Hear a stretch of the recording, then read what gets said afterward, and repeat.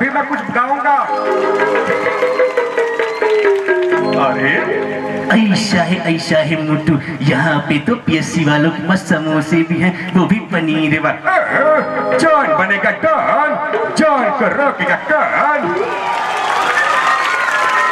वाह बहुत बहुत, क्या कविता चाहिए वो?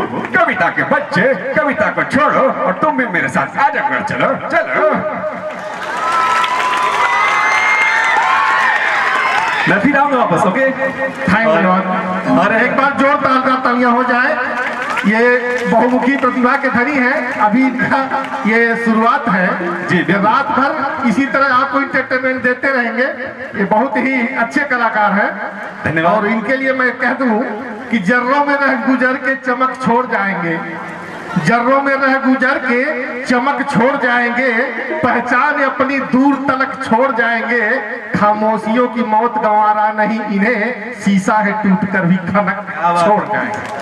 बहुत बहुत धन्यवाद सर, आपके इस प्यारे शब्दों का बहुत बहुत तो धन्यवाद। आज आप पीएससी के मंच पर हैं, हमारा परिवार है, और मैं ये आपको विश्वास दिलाता हूं कि हमारे आइडियल्स आपको भरपूर प्यार देंगे। एकदम एकदम। बस इसी तरह से हमारा साथ देते रहे। नेक्स्ट प्रोग्राम हमारे पीएमएस के बच्चों का, हम चाहते हैं, हमारे छोटे बच्चे हैं,